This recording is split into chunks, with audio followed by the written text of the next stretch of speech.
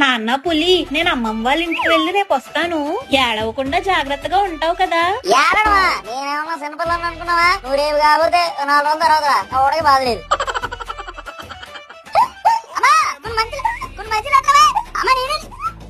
అమ్మ ఊరేళ్ళింది కదా.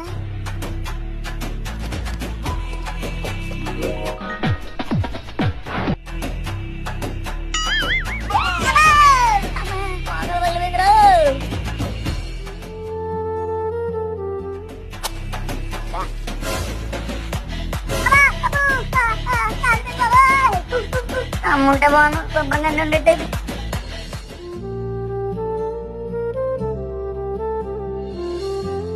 అమ్మా త్వరగా వచ్చామ్మా, నీ మీద బెంగగా ఉంది.